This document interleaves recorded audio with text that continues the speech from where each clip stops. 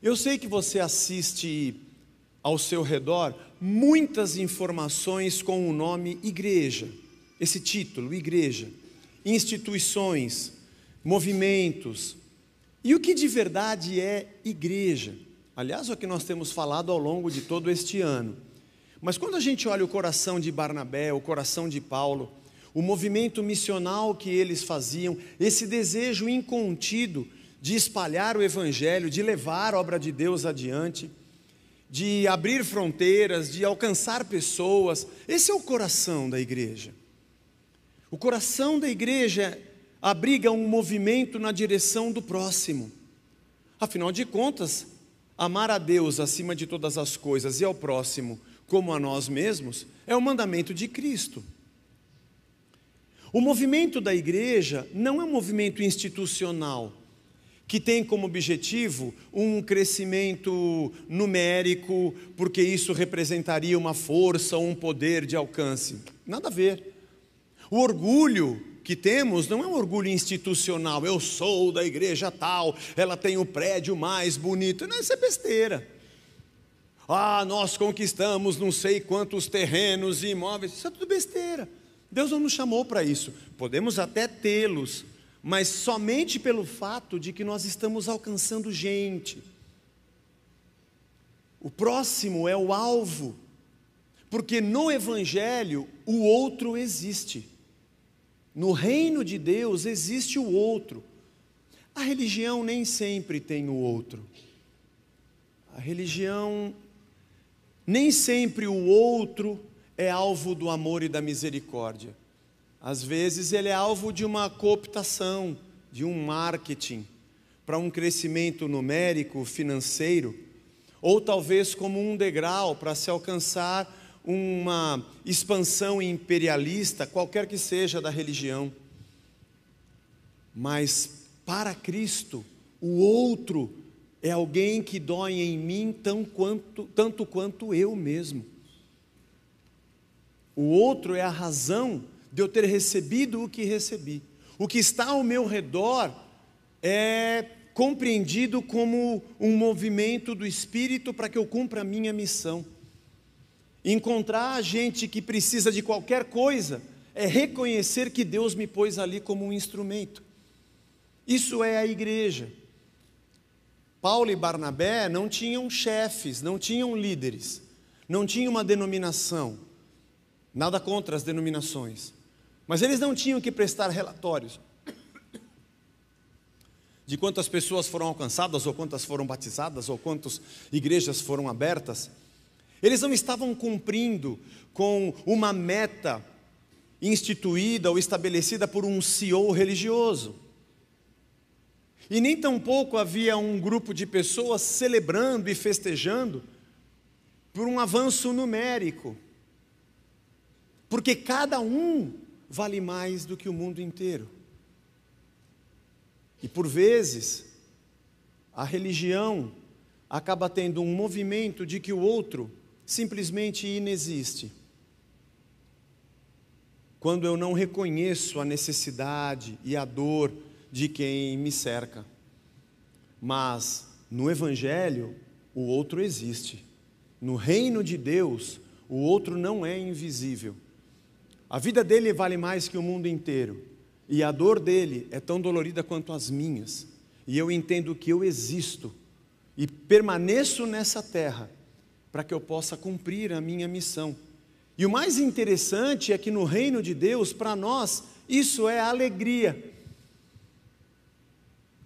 Talvez num movimento mais religioso, a alegria é sempre um testemunho pelo que eu conquisto, pelo que eu tenho, pelo que eu acumulo, pelo que eu guardo, pelo que eu cresço, pelo que eu possuo, pelo que eu multiplico.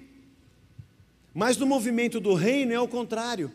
A alegria é quando eu reparto, é quando eu socorro, é quando eu vejo a alegria na vida de alguém, é quando eu percebo o movimento do Espírito, da graça, do perdão, da transformação de uma pessoa.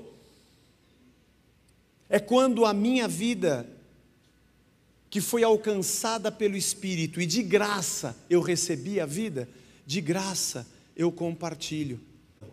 O anúncio do evangelho dentro da sinagoga, entenda, uma coisa era pregar o evangelho para um judeu. O judeu cria numa linha narrativa a história da sua fé desde a criação, desde o Gênesis. Nós temos notícia de que pelo menos 200 anos antes de Cristo, o cânon do Antigo Testamento, aqueles livros que nós hoje temos no Antigo Testamento, que são a Bíblia hebraica, já estava pronto, porque foi 2 séculos antes de Cristo que Alexandre o Grande quis que se traduzisse para o grego, em Antioquia, em Alexandria. Portanto, esse escrito do Antigo Testamento está mais de 200 anos antes de Cristo, ele já existia. Toda a história da fé judaica já era compreendida na mente dos judeus. Então a pregação de Cristo para quem era judeu era mais simples no sentido de que vocês já conhecem da onde nós surgimos, já conhecem o início da nossa nação, a palavra de Deus para Abraão, o início do nosso povo, as promessas de um Messias e de um rei, bastava explicar para eles que esse Messias era Cristo. Pronto. E Paulo procura a sinagoga, apesar dele pregar para todos, e muitos judeus estarem ali. Mas ali em Antioquia houve perseguição. Os judeus começam a ter inveja do que Paulo e Barnabé faziam. E eu já falei isso semana passada, era um mundo um pouco diferente do que a gente tem hoje, no sentido do que era entretenimento, como era a comunicação, e em quais centros de entretenimento circundavam pessoas e girava a vida e a sociedade. Alguém que chega na cidade com esse anúncio causa um alvoroço para gente que busca razão para a vida. E os judeus não só odiaram o que Paulo e Barnabé faziam, o que para eles também era uma loucura, como se estivessem Paulo e Barnabé pervertendo a sua fé, ainda mais falando sobre morte e ressurreição do Filho de Deus. Para eles isso não cabia na mente, na religião e na cultura deles. Mas o pior é que eles conseguiram colocar esse ódio no coração dos gentios também. E armaram perseguição contra Paulo e Barnabé para maltratar e para apedrejá-los. Pense um pouco. Várias vezes eu falo aqui sobre a diferença entre vida no Evangelho e vida na religião. O medo que eu deveria ter é da maldade ter lugar aqui dentro. E de eu achar que posso revidar e trazer o mesmo ódio que eu recebi. É de eu ser um agente que deveria ser proclamador da paz, passar a ser um agente da maldade e do pecado. E o pior, com uma justificativa religiosa para tal. Mas graças a Deus em Icônio, Paulo e Barnabé não fizeram isso. Apesar da maldade, e não vou dizer que eles não pudessem ter tido vontade de revidar, pode ser, passa pela nossa cabeça. Mas eles preferiram continuar pregando e foram para Listra, que é o segundo trecho que nós lemos. Parece que a cidade de Listra, aparentemente não tinha uma sinagoga. Ou pelo menos eles não foram a uma sinagoga. Se a pregação em Icônio foi para judeus, mas também tinha muitos gregos, gentios ao redor, já em Listra é uma pregação só para gentio. Eles entram na cidade, tem um homem paralítico, e Paulo percebe o movimento do Espírito, a fé. Ele estava ouvindo o que Paulo e Barnabé estavam pregando. Ali estava acontecendo alguma coisa de Deus ali, aquele sinal seria importante. Paulo percebe e diz: você vai levantar agora. E quando os homens veem aquele sinal, vira uma loucura na cidade. Porque uma coisa é você dizer para um judeu que o Messias que ele espera é Cristo. A outra é você falar para um gentio que não tem a história dos judeus na sua cabeça, que Cristo é o Senhor diferente dos deuses que ele crê. Na antiguidade, e não era tão diferente nos dias de Jesus, mas quando a gente estuda os costumes e hábitos dos povos do antigo Oriente Próximo, entre o Tigres, o Eufrates, o Egito e a Transjordânia, região onde as civilizações começaram, tudo se explicava com entendimento das divindades. Por que chove? Por que não chove? Por que faz calor? Por que faz frio? Por causa dos deuses. Por que tem colheita boa? Por que tem colheita ruim? Por que o fruto esse ano foi bom e o outro foi ruim? Por causa dos deuses. E cada terra que você vai tem um Deus e tem que servir aquele Deus. Eu já falei sobre isso aqui há uns domingos atrás. A primeira ideia de que havia um Deus sobre todos os deuses e um Deus que não era regional sobre uma terra, o Deus de um povo, mas o Senhor dos senhores, foi trazida essa ideia por Israel. E quando Paulo e Barnabé estão fazendo isso na cidade de Listra, eles linkam os dois com duas entidades da mitologia romana, porque Júpiter e Mercúrio são da mitologia romana, que se alinhavam com aquilo que vinha da mitologia grega. Eles acreditavam que Júpiter, na mitologia romana, é como se fosse Zeus, da mitologia grega. O Dis Pater, o Deus Pai. Na mitologia romana e grega, e na mitologia dos povos do Antigo Oriente Próximo, os deuses eram como pessoas. Eles casavam, eles tinham filhos, e eles tinham sentimentos como seres humanos, é um antropomorfismo, a gente diz. Eles tinham ódio. Você já viu os filmes do Thor, o Olimpo? Eles tinham inveja, eles viviam como seres humanos, e viviam entre os humanos, e os seres humanos tinham que alimentá-los com suas dádivas e seus sacrifícios. Já Mercúrio, dentro da mitologia romana, era o mesmo que Hermes dentro da mitologia grega, que era o filho de Zeus, ou Mercúrio, o filho de Júpiter. A diferença é que o Júpiter era o deus que tinha tido o seu filho, que era o mais velho, obviamente, e o seu filho Mercúrio era eloquente, era o que falava, era o que ensinava, era aquele que era hábil com palavras. Quando os dois olharam para Barnabé e Paulo, esse aqui é o mais velho, e aquele é o mais novo falador, e fizeram um sinal, Júpiter e Mercúrio.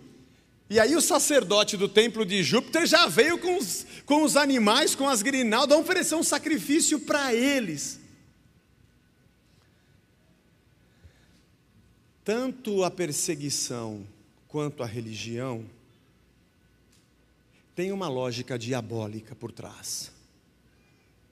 A perseguição é muito fácil a gente perceber que isso acontece. Na religião, talvez não seja tão evidente para a gente numa primeira olhada. Porque se a perseguição não parou esses dois, se o ódio que os machuca não pulou para dentro deles, se eles não foram engolidos pela lógica maligna da perseguição, quem sabe a gente consegue engoli-lo com a lógica da religião. Problemas, dores, lutas, tentam nos engolir. A lógica da perseguição e da maldade quer fazer em nós algo pior do que nos machucar. Porque o dia em que a maldade te agredir e você permanecer em Cristo, você é um vencedor. Mas o dia em que a maldade te engolir e te transformar no mesmo ser odioso do que aquele que te agrediu, ela já te converteu. Pior do que receber a maldade é ser convertido nela. E por outro lado, o orgulho, a soberba. E se você não foi tentado pela maldade, talvez você seja pela ganância, de se achar melhor do que os outros, de buscar uma posição maior do que a dos outros, de se sentir Deus sobre os outros, de ser reconhecido e bajulado pelos homens, de receber oferendas ou ser endeusado por aqueles que te cercam. Como a nossa vida nesse mundo consumista é sempre de comparação, se alguém me acha melhor, então eu fico bem. A minha tentativa nem é ser uma pessoa melhor, é só parecer melhor diante dos outros. É por isso que as redes sociais têm tanta loucura assim. Porque nós sempre queremos aparentar que somos melhores. E a religião também faz isso. Ou ela te converte pela maldade, ou ela te engole pela ganância. para que a gente queira ser mais do que somos. E diz o texto que Paulo e Barnabé continuaram anunciando que Ele é Senhor. E o interessante é quando nós somos, entre aspas, abençoados, como esse orgulho nos toma. Jesus não morreu para inaugurar o cristianismo. Jesus não fundou uma religião, nós a fundamos e afundamos. Cheios de regras, de castas, de estratificação de poder, de domínio, de controle, de sistemas. Apesar de todo o movimento religioso historicamente no mundo ter a contribuição por abrigar a fé, por vezes ele destrói a fé, colocando os seus ritos em primeiro lugar e transtornando a lógica do evangelho numa lógica meritocrata da religião.